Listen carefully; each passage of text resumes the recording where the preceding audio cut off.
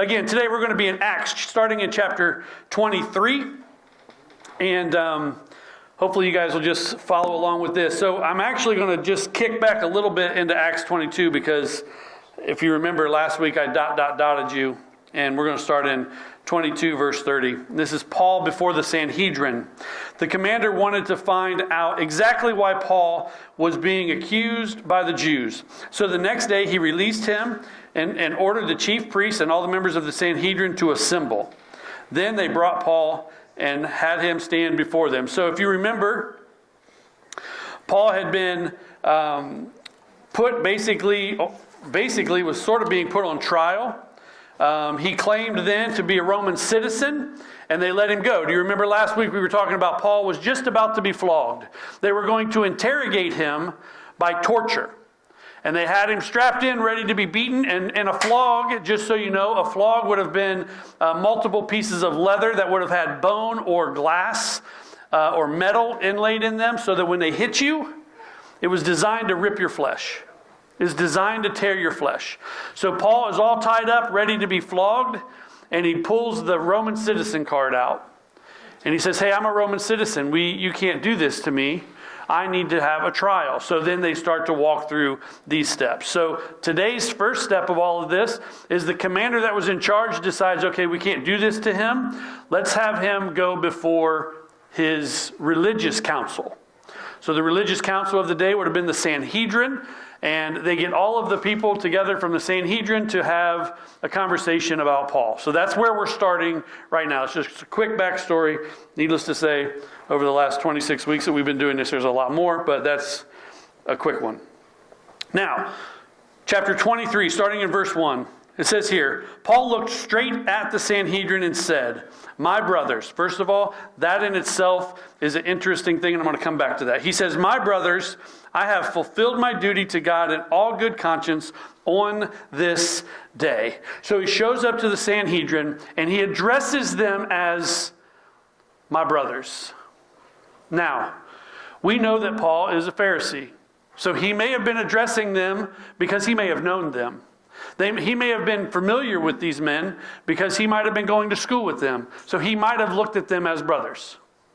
But it would have been very uncommon for anyone to ever talk to the Sanhedrin in that tone. It would have been more a tone of, to the elders and the high priest, it would have been a little bit of a different introduction. But he's saying, hey, my brothers. So right from the beginning, I think Paul is setting a tone here.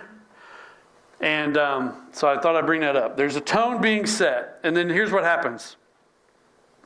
At this, the high priest, Ananias, not to be confused with the Ananias that Paul went to and spent time with when he was blind, not to be confused with him. This is the high priest, Ananias, ordered those standing near Paul to strike him on the mouth. So pretty quickly, they didn't like what Paul had to say. And the high priest says, smack him. And it just says those around him. So was there just one dude that threw just a quick jab? Or was it multiple guys that smacked him on the face? Like, I don't know. It doesn't really say that. It just says that Paul was he was attacked. In that moment, he was attacked. Because he said, brothers, basically, I stand with a clear conscience here before you today. They didn't like that. So they popped him in the mouth. And then Paul being Paul, this makes me laugh a little bit. Paul being Paul says, God will strike you, you whitewashed wall. And I'm like, Paul's ready to throw blows, man. Like, he just got popped in the mouth. He don't like it. And he calls him a whitewashed wall. And I'm thinking, well, what in the world is a whitewashed wall? So I went and I did some research. You guys might be familiar with this. You might see this regularly. We live in Florida. We live in houses that are made of stucco. Well, I mean, there's block under the stucco, but it's stucco. And then all of a sudden, sometimes you'll see a crack form in that stucco, and then they will come back and they will skim coat it. Have you ever seen something that's been skim coated that was really just busted up underneath? That's what he's saying. When he calls him a whitewashed wall, he's saying, you are so jacked up, you are broken, and you just got this clean surface put on you. I mean, he is calling this dude out. And I mean, to me, I'm like, go Paul. And then I realize I should be feeling a little convicted about the way I feel about Paul calling this guy out. Because it says this, Paul says, you whitewashed wall, you sit there and judge me according to the law, yet you yourself violate the law by commanding that I be struck. Those who were standing near Paul said, how dare you incite God's high priest? And then Paul's response, brothers, I did not realize that this was the high priest, for it is written, do not speak evil about the ruler of your people. And I find it interesting that Paul didn't realize that this was the high priest. Like he's standing before the Sanhedrin, and he doesn't realize that the guy who just spoke was the high priest. And it made me wonder, why in the world would that be? And I started to think about Paul a little bit and some of the things that we know about Paul. First of all, it's not known beyond shadow of a doubt, but it's definitely speculated that Paul had eye issues. That Paul couldn't see well. After being blinded on the road to Damascus, maybe that was the whole cause behind him having some eye problems. So it's possible that he didn't know who actually said what. He didn't have eyeglasses on to see the whole crowd. He just knew that somebody in that area spoke out to have him punched, and he was punched, and then he spoke out against it. So it's possible that Paul literally couldn't see the crowd. It's also possible that Paul knew exactly who said it, and Paul was being sarcastic and basically saying, I didn't think that the high priest would act that way. So it's possible that he was acting out like that. I guess that would probably be a little, what do we call that, passive-aggressive. Now, Paul's behavior typically is not passive-aggressive. Paul's behavior typically in moments like this can be seen very much as aggressive. We've seen that over and over again, where Paul's kind of an aggressive guy, just more in boldness and in power, not because he's aggressive like sinfully. He's just aggressive in sharing the word. So there's a couple of different ways that you can look at it to see, like, why didn't Paul know that this was that guy? And then again, there's the possibility that he did know it and just realized, man, I can't believe that the high priest would act that way. So I'm really sorry that I spoke out against your high priest. And he's maybe in the back of his mind, he's going, but he's a real knucklehead. You know, we see that sometimes. But then it goes on, and Paul basically, he shares some scripture. He says, I know that it's written, do not speak evil about the rulers of your people. This comes from Exodus. And I find that to be very interesting too, because sometimes, look, in today's society, man, it's very easy for us to speak evil of the leaders of our churches, of our groups, of our workplace, of our cities, our states, our country. It's very easy for us to speak ill of those people. And although I don't agree with everything that every politician says or does, which it would be impossible for you to do that because half of them say one thing and half of them say the other. So it'd be impossible for you to agree with all of it. But I do think it's interesting, and I feel like we probably should be careful with the way that we feel or even share about some of those folks. And I say that for a couple of reasons. One, if you stand on the right side of the aisle and you talk so profusely, bitterly about people who are on the left side of the aisle, do you think people on the left side of the aisle have any care in the world about your relationship with Jesus or about how you might share Jesus with them? Now, if you stand on the left side of the aisle and you're a believer and you think horrible things about people on the right side of the aisle, and then think that you can share Jesus with people on the right side of the aisle, you're wrong. They're not going to have anything, they don't care what you have to say. It's one of the things that I've seen in society today. It really blows my mind. And it's not just new. This isn't new. I'm 50 years old. I've been watching this go down for a long time. My dad was a politician when I was a kid. And I've been watching politics my whole life. I do say that I've never seen us more divided. And what I will tell you right now, in this room right now, there are people who sit on the right and on the left. And I couldn't be more happy about that. And there might be a couple of you that sit right in the middle, but we have an aisle here, so you're not allowed to sit in the middle of this aisle. And that's primarily for video purposes. But I could not be more excited. Because Jesus was apolitical. He wasn't out there throwing stuff around about political parties or anything like that. That wasn't who he was. He was just there so people could find eternal life. And it is hard. I wholeheartedly believe that it is hard if one of us or another stands so staunchly on one side of the aisle and then try to encourage somebody on the other side of the aisle. It's hard. They see what you put on your Facebook page. They see that stuff.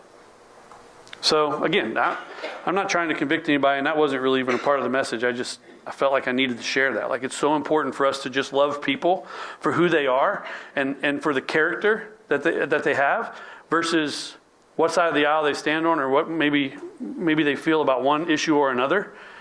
Because quite honestly, in the grand scheme of things, they need Jesus, period.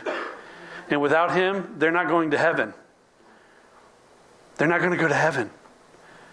And I can't imagine how much we must hate people to choose not to share Jesus with them because they have a different political view from us.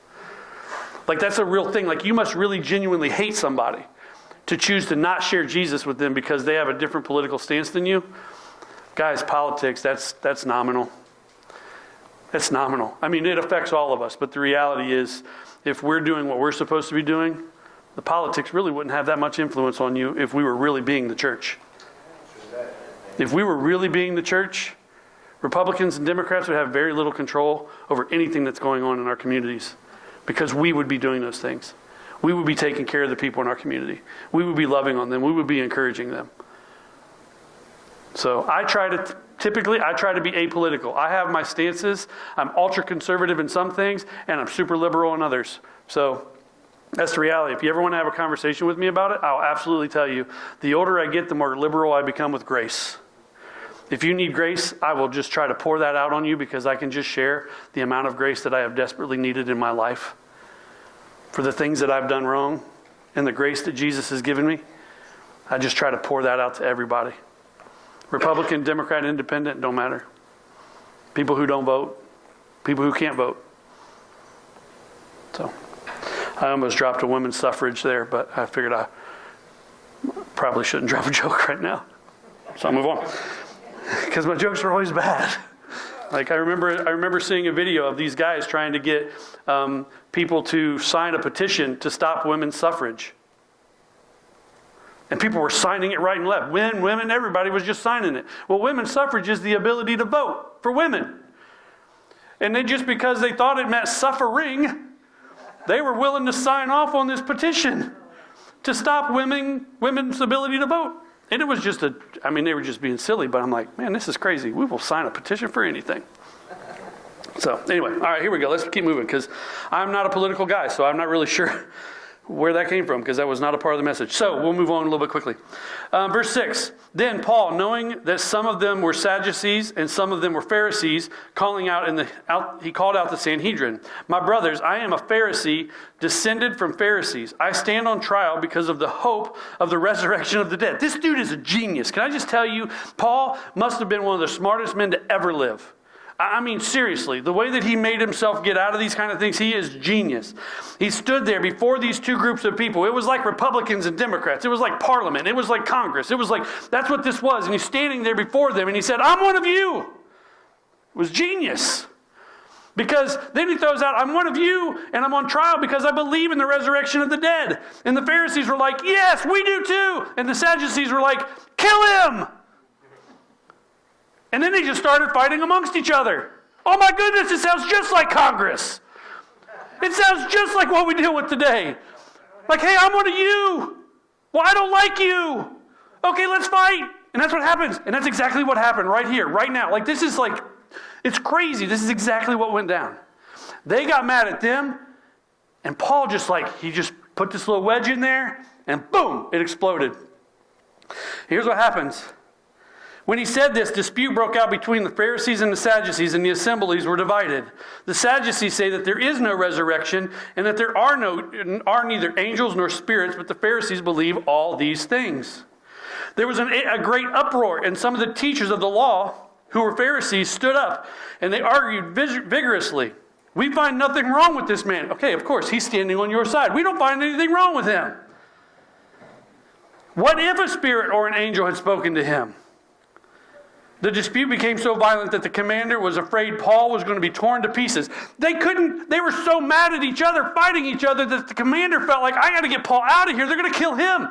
So he goes and they grab Paul and they take him out of there. Last week it was the word Gentiles. If you remember, Paul says the word Gentiles and the whole place erupted. And they had to carry Paul out above their heads. If you remember, the guards had to carry him out above their heads just to get him to safety. This time he says resurrection of the dead.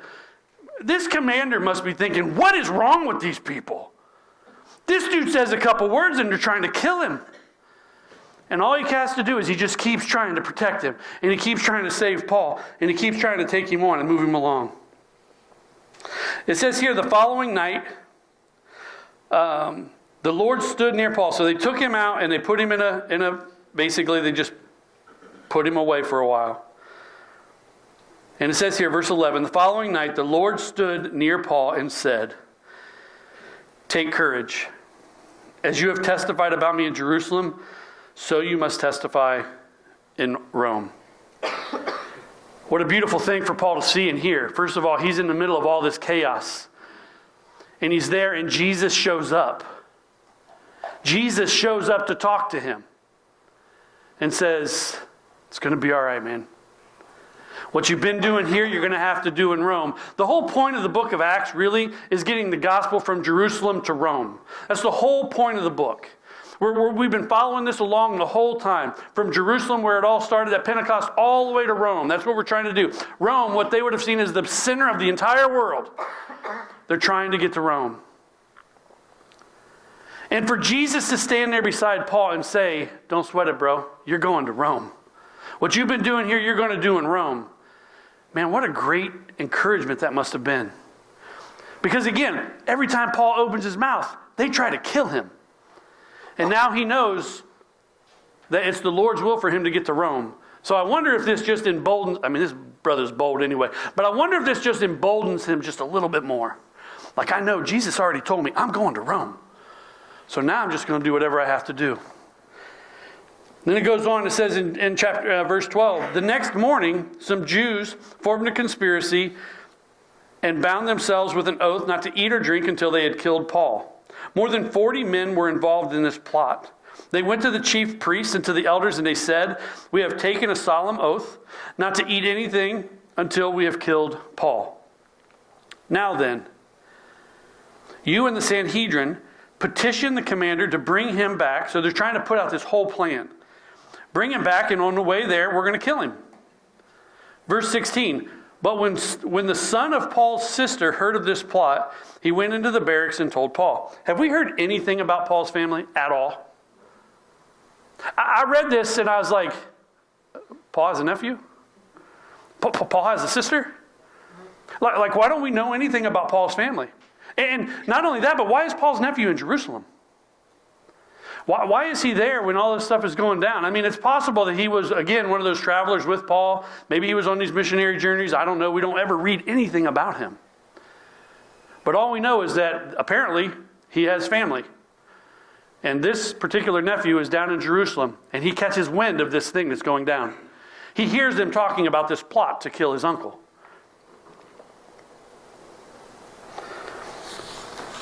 Then he goes in and he tells Paul what they were planning to do. And then Paul, verse 17, says, then Paul called on one of the centurions and said, take this young man to the commander. He has something to tell him. So he took him to the commander. When I read that, I found that interesting. How is it that Paul is in prison, or in jail at the very least? He's like in the county jail here, I think. Like, how is it that Paul is in jail, and yet he can call on a centurion to go do anything?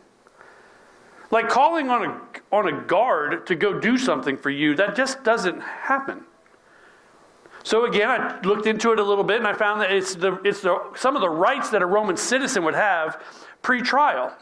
He hadn't had his trial yet, so he was still an innocent man, an innocent Roman citizen. So he had these opportunities to do these things. So he calls the centurion in and says, hey, come here. You have to take this kid to the commander. You have to take him there. So he does. He takes him to the commander. The centurion said, Paul, the prisoner, sent for me and asked me to bring this young man to you because he has something to tell you. Verse 19, the commander took the young man by the hand, drew him aside, and asked, what is it that you want to tell me? He said, some Jews have agreed to ask you to bring Paul before the Sanhedrin tomorrow on the pretext of wanting more accurate information about him. Don't give in to them, because more than 40 of them are waiting in ambush for him. They have taken an oath not to eat or drink until they've killed him. They are ready now, waiting for your consent to their requests. The commander dismissed the young man with this warning, do not tell anyone what you've reported to me. So the commander, again, this is all just so interesting to me. Because when you see videos and things like that, and we see Roman soldiers and we see Roman leadership, so often what we see in these videos or these movies is this depiction of Romans just being like brutal. But for whatever reason, they're listening to this young boy. Paul's able to send him to the commander, and they're listening. I just find this very interesting. There's some favor almost that's being shown here. And then it goes on. It says, then he called 2 of his centurions and ordered them to get ready a detachment of 200 men. So a centurion would be a leader of 100. So there's 200 soldiers, 70 horsemen, and 200 spearmen to go to Caesarea at 9 tonight. So he's like, let's get a group of people together. This is like an armory, man. Like, let's get a big group of people together. We're looking at 470 people. 470 people. Let's get them together. Tonight, we leave at 9. Provide horses for Paul so that he may be taken safely to Governor Felix. So the commander decides, whatever's going on here is too much. I'm not interested. This is crazy. I need to get Paul out of here. I got to get Paul out of here. To me, this feels a lot like when you see the Jesus trial and you see them wash their hands. His blood is not on my hands. This is kind of the same kind of feeling that I'm getting here. Like this idea that they don't want to kill Paul. The Romans don't want to kill Paul. They want somebody else to do it. Like nobody really wants to kill him, but they kind of want him dead. It's weird, but they just don't want to be the ones to do it. So they just keep going up the ladder. Same thing they did with Jesus. But the commander writes this letter, Claudius Lysias, to his excellent governor Felix. Greetings. This man was seized by the Jews, and they were about to kill him. But I came with my troops, and I rescued him. For I learned that he was a Roman citizen. There's an interesting piece of detail here that's missing. We're going to get back to that. I wanted to know why they were accusing him, so I brought him before the Sanhedrin. I found that the accusations had to do with questions about their law, but there was no charge against him that deserved death or imprisonment. When I was informed of a plot to be carried out against the man, I sent him to you at once. I also ordered his accusers to present to you their case against him. Interesting piece of detail here, if you can remember back. Last week, we talked about when the commander saved Paul. Do you remember Paul was getting beaten by the people? The commander came in and he saved Paul, and he took him out of there. Again, they had to put him up over their heads. But what was the thing that they did next? They locked him in those stirrups, and they went to flog him. I noticed that the commander does not write anything about that in his little letter to Governor Felix. He just says, hey, just so you know, we found this dude, we saved him, we rescued him, and now we've sent him to you. He left out a pretty important component there where they almost broke, like they really did break the law because they had him locked in chains. But interesting that he would leave that detail out. I mean, maybe you guys would leave the detail out as well. I'm not saying I would or wouldn't. I probably would. I probably wouldn't be telling the governor that I had a Roman citizen in chains. That's probably not something I would have done. So, verse 31. So the soldiers carry out their orders. They took Paul during the night, and they wound up at Antipatris. The next day, they let the cavalry go on with him while they returned to the barracks. When the cavalry arrived at Caesarea, they delivered the letter to the governor and handed Paul over to him. The governor read the letter and asked what province he was from. Learning that he was from Cilicia, he said, I will hear your case when your accusers get here. Then he ordered for Paul to be kept guard in Herod's palace. In Herod's palace. And that's the end of chapter 23. Here's what's interesting about this idea with Herod's palace. And we'll learn a little bit more about this in the next chapter. But some of the stuff about Herod's palace is the fact that Paul is being kept in this place, there's some real, again, there's favor that you see that God has been providing for Paul. I mean, don't get me wrong. Paul got punched in the mouth. Paul got beaten. Paul had to get carried out and rescued. Like, there's some things here that are really bad. But we see different pieces where God is showing him favor. And I almost wonder if we look at our own lives, can you look back on times where you look at it and you go, this is where I was headed. And I can look back now and see that God's hand was all over where I am today. Maybe your seasons have been really hard. Maybe you didn't like it at all. But is there a way for you to look back and just see that God's hand was on it all the way? I can think of lots of times in my life, I'm sure you can too, where, man, I didn't like that season. I didn't like that season at all. But when I look back where I am today, that season was necessary. That season helped me to get to where I am today. That season helped me to love people different than I would have probably ever loved people. That season, I can look back and see the grace that God showed me in those moments, and it allows me to show that grace in a different way than I probably ever could have. Now, a lot of those seasons, honestly, those wounds were self-inflicted. A lot of those seasons I see where I did something really dumb, and God made something really beautiful come from it. So maybe you've recently done something really dumb, and you're dealing with those consequences. My prayer is that in just a few years, you'll be able to look back and you'll go, man, that was really stupid. But God really made something out of that. Now, my original prayer would be this: don't do something stupid. Like don't do something dumb. Seek God's wisdom. Do what he asks you to do. And do it the first time he asks you. But I know who we are. We're people. So I know we're going to do dumb things from time to time. So, can you think of something right now in your mind where you are today? Can you think of a situation that you went through? And now you can pinpoint, looking back, going, man, God really protected me in that season. God really carried me through that season. Maybe you're in the middle of that season and you can still look and go, I don't know how I would have made it this far in this season if it wasn't for God carrying me through it. Well, guys, life is hard. Life is hard. I believe that because life is hard, it's one of the primary reasons why God designed the church. It's to help one another, to love one another, to carry one another's burdens. Those are the things that we see. To encourage people in their walk with Jesus, to do missions and have an impact in the community that God plants you. Like, those are the things that we see in the church that God does. And my hope is that you've chosen to be a part of Remade because you see these things that we're doing. We're a smaller church, so the impact that we may have might not seem so massive on a scale, but I can tell you it's massive on the scale of the people that get impacted by it. Because we don't have to impact 100 people to have an impact. It might be 1 or 2. And we can change their day. That changes their week. Changes that month. It changes their year. And ultimately it changes their life. But that's just how it goes. It's those small impacts. Picking up trash along the side of the road, guys, that's just to have opportunities to have conversations. When we did that a couple of weeks ago, do you realize that we had 2 separate prayer conversations with people in this neighborhood?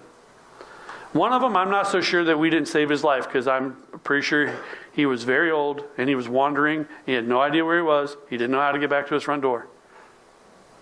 It was a little creepy. I thought, like, if we hadn't showed up, I don't know what would happen to this man.